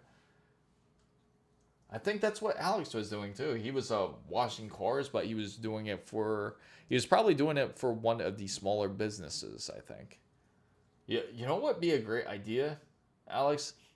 You can always do like your own type of auto clean service and just advertise it. You can make more money that way instead of just trying to work for someone else. If you do it yourself because you know the pricing of that car wash now. So what you can do is you can compete with them and charge a much lower rate. But the trick is you just have to know how to market it. Only thing is that it's a dirty job, but if they love something, nothing beats the thrill once you got it. Yeah, I bet it did. And they probably pushed you too. So again, you can work at your own pace if you have your own cleaning business, or even better yet, like if once you get to a point, you could even hire like another person with you to do it, or just get somebody with you to clean cars and you just split the profit. That's also an idea too. Just for now, at least, because I know again, it's hard to have any hobby, especially when you don't have the cash flow that you're expecting.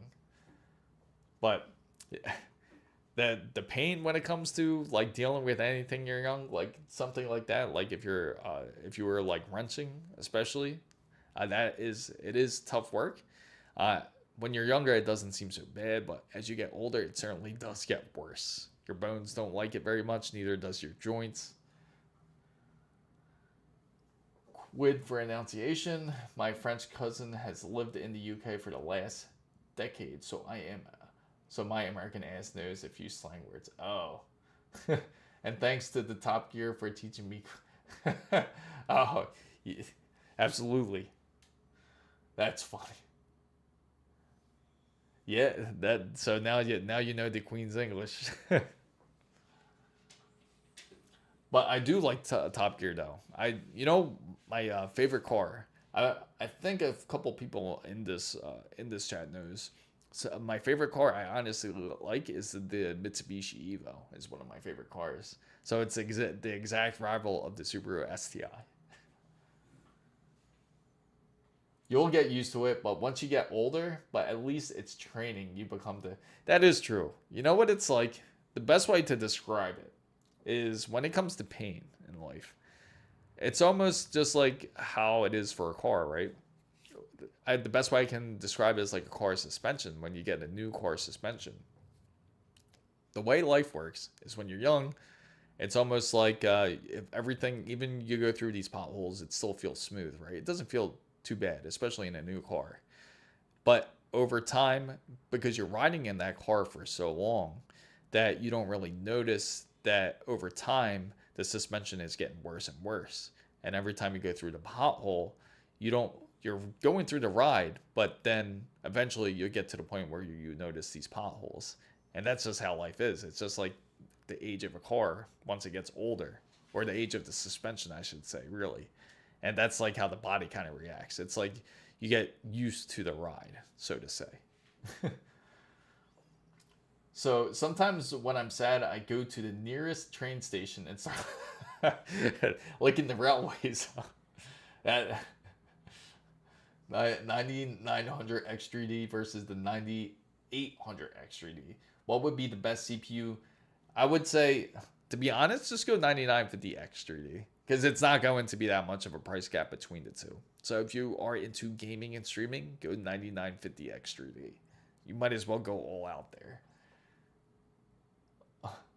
Oh, bro, do you want to get split?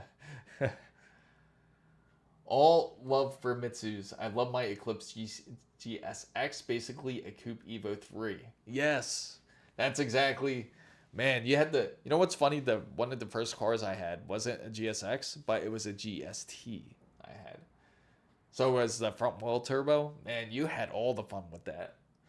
I would love to experience how an all-wheel Eclipse would feel like.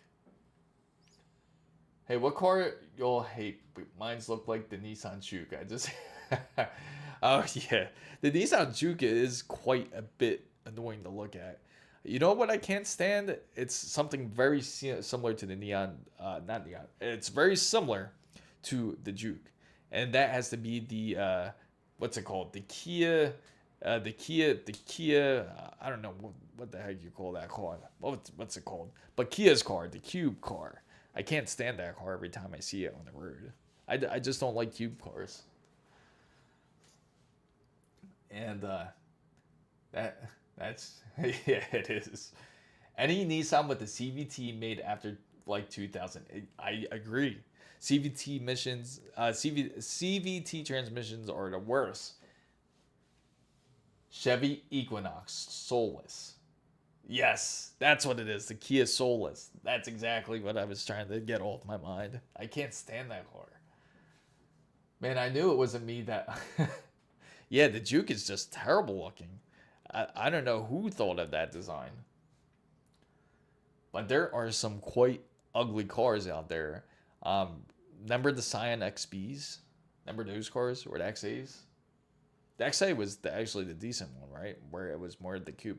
The XB was just hideous. Google Nissan Cube. The Cube hate is strong. Yeah, let's take a... You know what? Let's take a look. I know there's people out there that trick out their Nissan Cube, and let's put it on blast.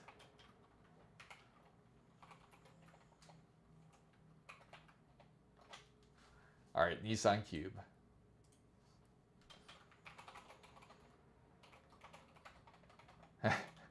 I'm just Googling it right now. Here you go. I know you guys won't be able to stand something like this. Right there. Modified Nissan Cube. That thing's hideous, right? Imagine you see that going down your country's roads, right? You respect my XB friend. He wants to Corolla drivetrain with an interesting appliance. Interesting application attached with the front bench seat option. What? It's funny, but there's probably some decent ones out there. Here goes one. Look up Tailored Fam XB. Okay. What do you think of that one right there? He has a decent sound system hooked up to it and everything. That's just ugly, right? How do you brag about this car? Okay. I'll look up that FAM XB right here. Tailored FAM XB.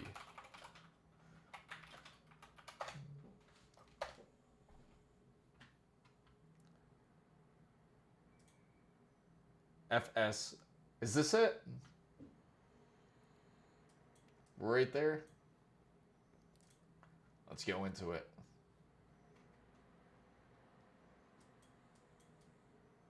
Is that it right there? Dang, it looks like a Hot Wheels toy. Kind of shame that they don't make the old ones. This looks jank as hell. I like the quirky, yet I like to put cool things inside. You brag it to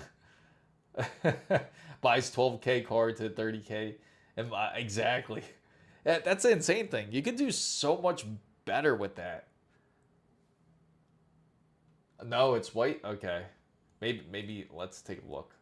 Is it this one? No. They don't really show too many pictures of it. Is it this one? Oh my gosh. The one with the cherry blossoms. Is it this one? No, it just says Sign XB Build. No, I don't think that's it. Oh. That's hideous, right?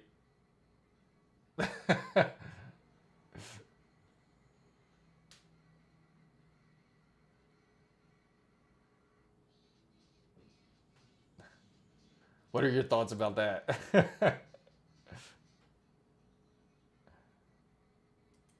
Okay. I gotta show you the Kia Soul now.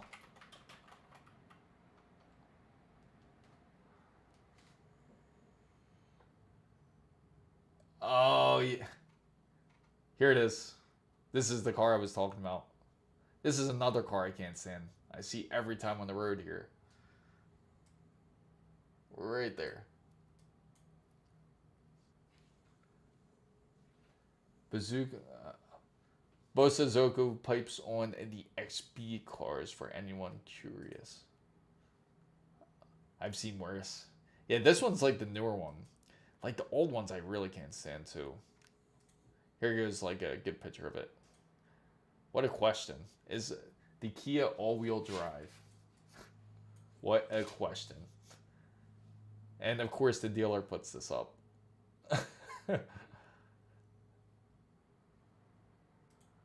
Obviously not a very... who would think this is all-wheel drive, to be honest? I would rather work on a Kia Soul or Scion on any day compared to a Volkswagen, Audi, BMW, Mercedes, or Land Rover. Had some myself, had the Forester, fun times. Oh, really? I've been... Oh, okay. Nice. Google hybrid Honda CR-V parking noise. Okay. Hybrid Honda CR-V parking noise.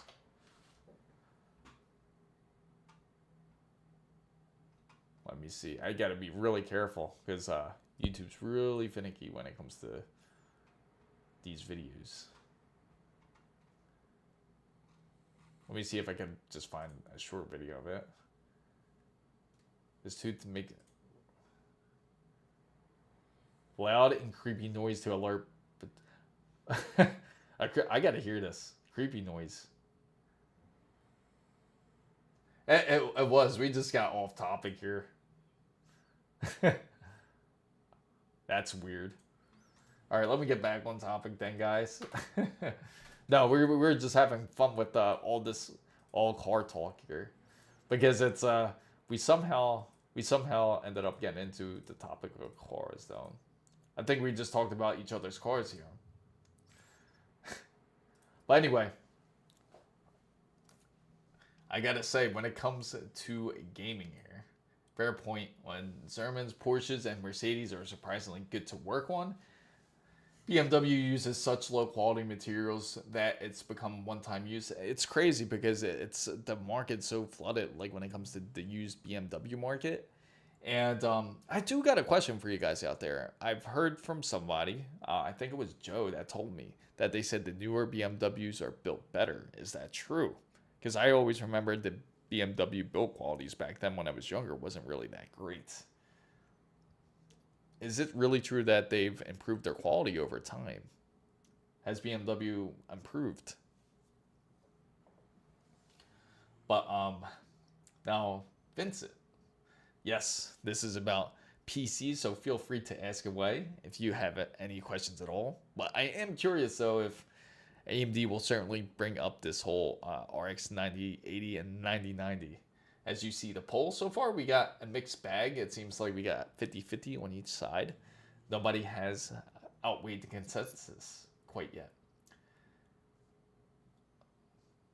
Let me know what your guys' thoughts are. Feel free to put in your vote. To put in the vote, you just simply put 1 or 2. You need electrical and plumbing degree to work on a BMW engine. Really? That's quite insane. I know it's a bit different. Nope, not friend bought one. The dash feels flimsy. Really? So it feels like they cheapened down a bit. Engineering, software, and 3D printing have really grown. Data logging and tuner software as well. I did a lot on my 1650 laptop before building a... Yeah, you know, I do have to agree. It's been quite interesting to see the change of like the whole tuning. Before you would have to have a laptop, remember, in your car in order to tune it. And now it's like you can really nearly do everything on your phone now, which is insane. Just imagine the possibilities you had like back then if you had a phone to be able to tune.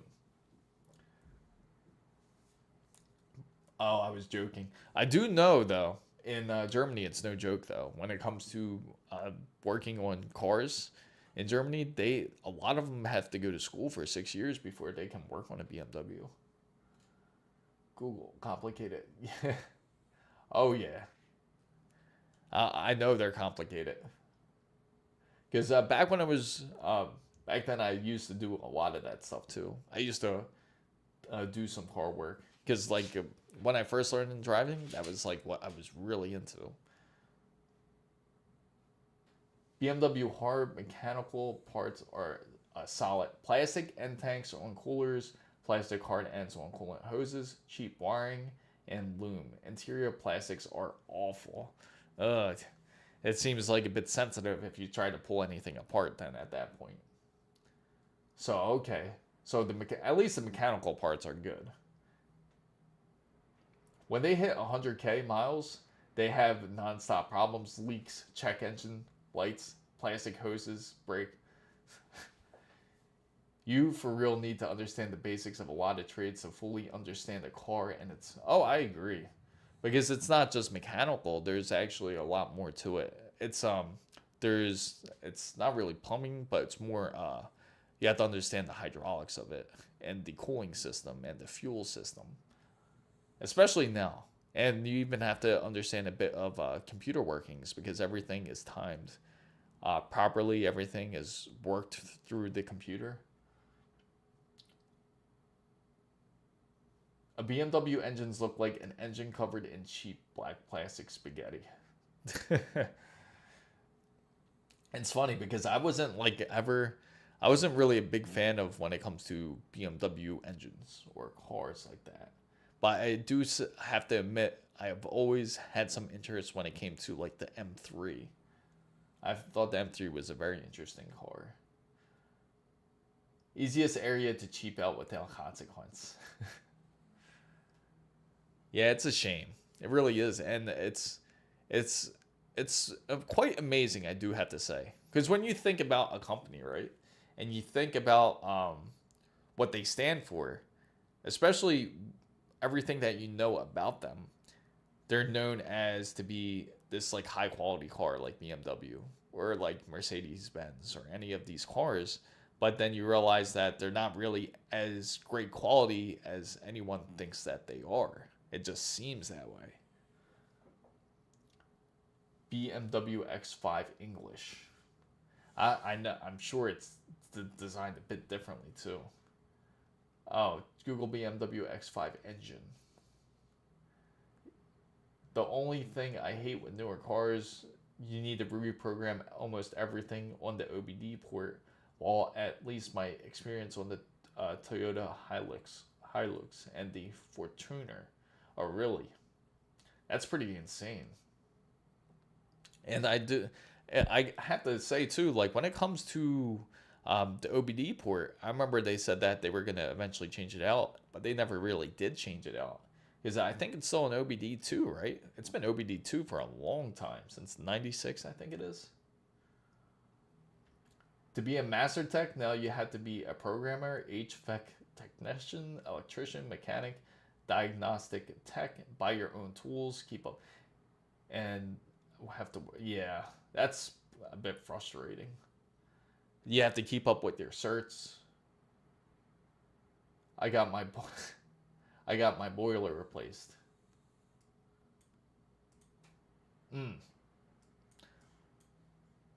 I have a fancy phone controlled boiler. Which is the boiler?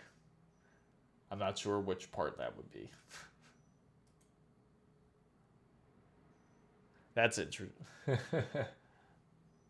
Because the boiler, maybe it's called something else. And I did all that. It sucks. Yeah, especially like when you're just trying to make money, really. And unfortunately, it's the type of job where in order for you to make more, you have to work harder. So you have to be willing to trade off. Practically, you have to work as hard as you can in order to make the most. If you don't work that hard, then you're not going to make much. It's a Valiant Ecotech Plus. Yeah, because I'm trying to think of what it is, because I bet it's something else. What is? I'm about to look it up. Like the remote HVAC control system. Yeah, I'm trying to figure out what he. Let's see, boiler system.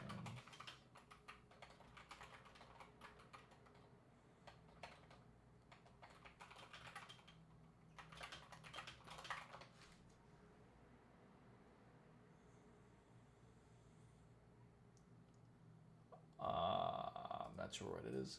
But don't get me wrong, I like Toyota's reliability and its engine Fortuner, still kicking since 2012. Only thing I changed was the oil tires and attached my solar battery system.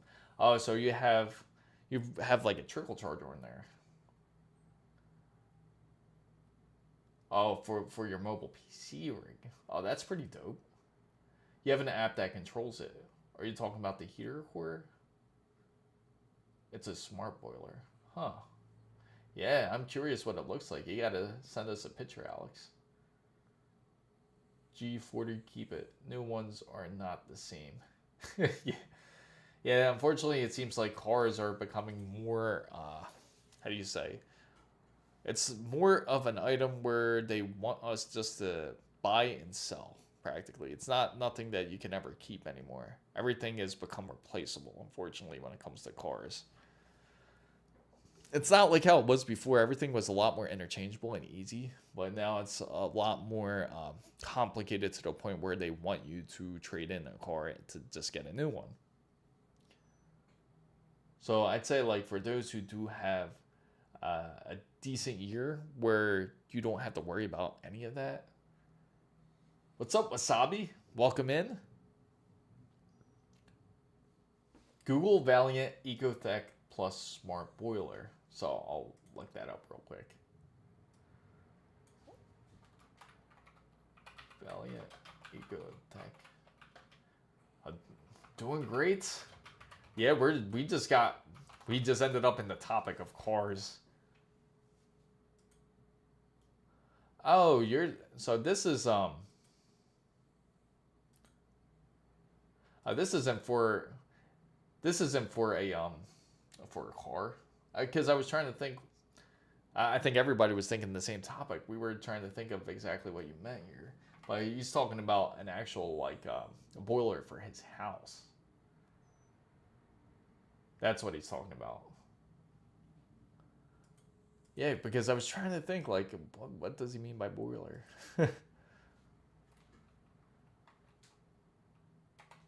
So practically, it's like a tankless water tank.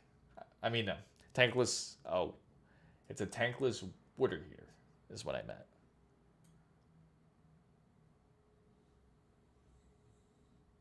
No home boiler. Yeah, that kind of business model. Yeah, I hate it too. It just sucks, like when they make everything meant to be replaceable. Even when it comes to like PC parts, the way it is, it's like once your component goes bad, it has to be replaced at that point. Certain items that you had before, like you were able to take apart and were able to fix, but now that's like not the case anymore. Everything is on lease. Nothing is really owned. Yeah, even when it comes to games. Have you guys heard about what was it? EA Games? How they said that once if you have this game that they're gonna end up taking it away. What game was that again?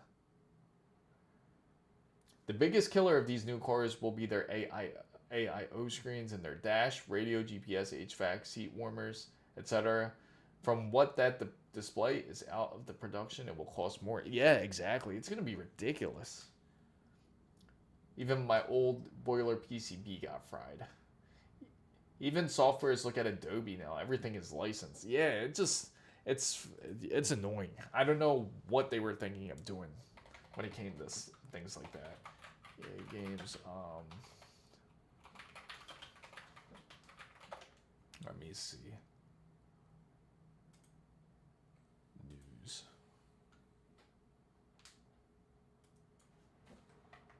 Away game from store. What game was that again? But it was big news though. It was one game. I don't have it, but I do know, like, if you did own it, that they're actually going to take it away from the library. And I didn't get to really read the full story. Maybe I know where to find it. It's probably going to be on here. The crew is getting shut down and everyone is pissed off. Oh, I bet. Oh, they're talking about the A19 and the A19 Pro for their phones. How it's going to be more about efficiency. We'll see. Apple executives are considering acquiring Perplexity. Oh, see, funny that we just spoke about the whole AI thing when it came to Apple. Adobe, I hate it with every single bit of it. Sole reason why I switched. Yeah, you know what, G40? I feel the same exact way. I'm stuck on Adobe for now until next month. And once next month is done, I'm gonna switch over to DaVinci because it's so expensive for no reason. The only trick is anybody out there who does Photoshop work or Lightroom work, let me know what you use. I'm curious because that's the only thing I have to find is a good software that's similar to excuse me. I have to find a software that is similar to something like how do you say? Similar to Adobe's Photoshop and Adobe's Lightroom.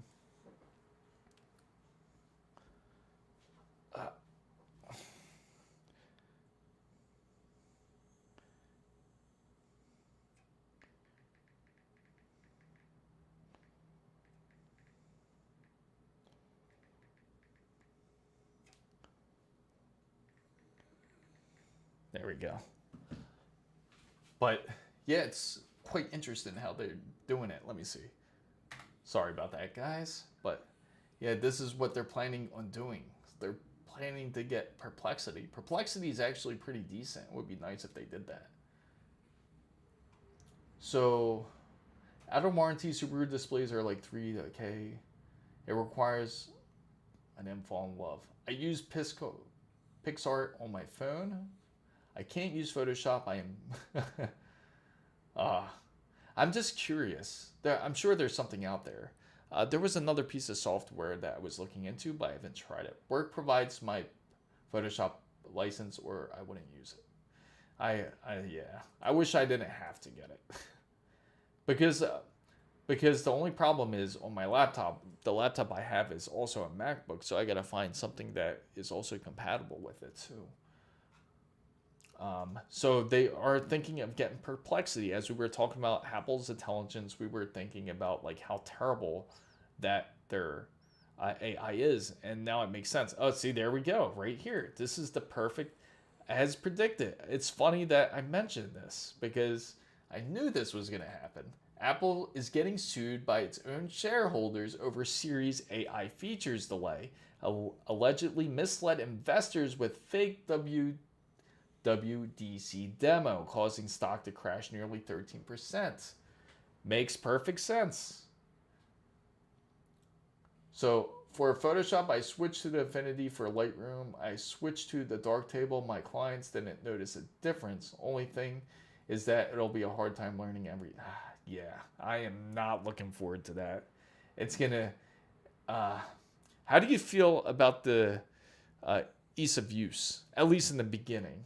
Because I definitely have to switch over to Affinity now, if that's the case. That's the one I was thinking of, G40. I think that was one of them. You only pay once for the license, right? It's like $150 and that's it.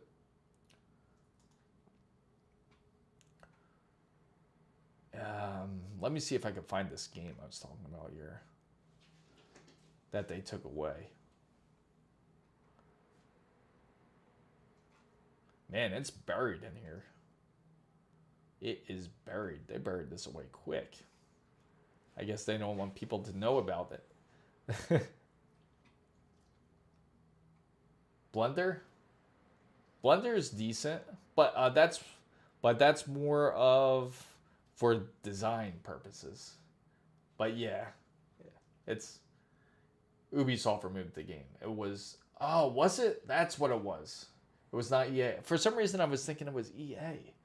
So I'm not surprised. Again, Ubisoft, I am sick and tired of them. I really am. They have been terrible this year. That is one company I really dislike a whole lot.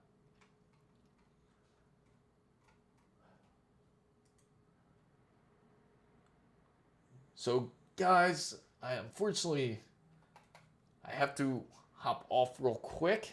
I might just hop back on. So if I don't, I do appreciate everyone that came in. I just got to go talk to my wife about something, unfortunately. So hopefully it's something quick that I can deal with. If it is, I will be back on the stream. But thanks again, everybody, for joining in. I really do appreciate it. When am I coming to the UK? I don't know. To be honest, I'm not sure when I will.